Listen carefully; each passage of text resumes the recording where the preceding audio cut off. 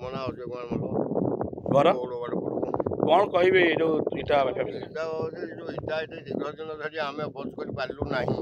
ଆମେ ଅକ୍ଷମ ହେଲୁ, କଳିକଜିଆ ବହୁତ ଥର କଲୁ, ଆଉ ତାଙ୍କୁ ବି ଅପୋଜ କଲୁ। ସେମାନେ ଆମକୁ ନ ମାନି ଯେଉଁ ଫସଲର କ୍ଷୟକ୍ଷତି ହେଉଛି, ରୋଗ ବୈରାଗ ହେଉଛି, ଆଉ କୌଣସି ପ୍ରକାର କୌଣସି ଫସଲ ଆମେ ସୋଳନା ପାଉନୁ। ଆମେ ଗୋଟେ ଚାଷୀ ଲୋକ, ଆମେ ଚାଷରେ ଆମ ବୃତ୍ତି, ଏ ହେଉଛି କଥା।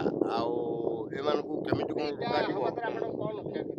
ଆମ ଫସଲ ବିଭିନ୍ନ ମୁଗ, ଧାନ, ଲଙ୍କା, ଆଉ ଦେହ ଛାତି ଆମର ପେନ୍ ହେଉଛି ଧୂଆଁ ବାଜିକିରି, ଆଉ ନିଶ୍ୱାସ ନେବାରେ କଷ୍ଟ ହେଉଛି। ଆମେ ବହୁତ ପ୍ରକାର ଅସୁବିଧାର ସମ୍ମୁଖୀନ ହେଉଛୁ। ଆଉ कौन चाहते आप ଆପଣ ଆମକୁ କେମିତି ନ୍ୟାୟ ମିଳୁ, କେମିତି ଏଇଟା ବନ୍ଦ ହଉ, କେମିତି ଏ ଜିନିଷଟା ଏଠି ଟୋଟାଲି ବନ୍ଦ ରହୁ। कहे आप जो मैंने इटा तो बयान है नाली इटा हम ना ନା सिमेंट किणी ସେଟା ବ୍ୟାନ୍ କରାହେଇଛି।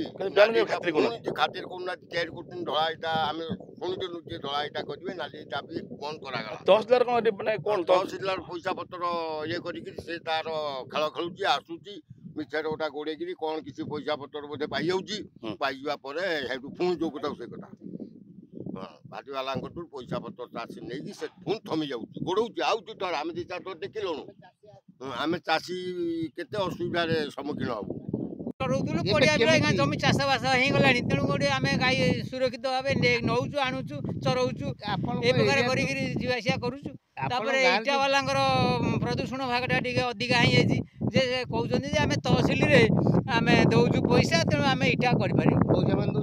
ତହସିଲ ବାଲାଙ୍କୁ ଦେଉଛନ୍ତି ତାଙ୍କର ଯେଉଁ ଇଏ ପାଉଣା ଦେଉଛନ୍ତି ଖଞ୍ଜା। आज्ञा हाँ आप शुणे देखिए ये कौटिका दृश्य नुह ये दृश्य हूँ महाकला ब्लॉक महाकला पंचायतर चढ़ेगुआ ठारे कहर अर्थ हूँ कौन विगत दिन देखिथे इटा माफिया निद हजाई महाकलापड़ार तहसीलदार एवं जो तहसीलदार आई केते टंका नौकरी ये पुणी इटा चली नाली इटा चाषी मैंने कौन कहते आप शुणे कहर अर्थ हूँ कौन एमती कि मासिकिया टंका नौकरी बोली जहाँ साधारण लोक कहते से नहीं बड़ कथा देखा बाकी रहा जिला प्रशासन जे नुआ जिलापाल आए प्रति केबे दृष्टि दौरान नाली इटा ब्यान है भी महाकलपड़ा ब्लॉक महाकलपड़ा पंचायत चढ़ेगुआ गाँव चली इटा माफिया राज ये नहीं देखा बाकी रहा केबे नुआ अच्छा जे आमर कलेक्टर आसुच्च जिलापाल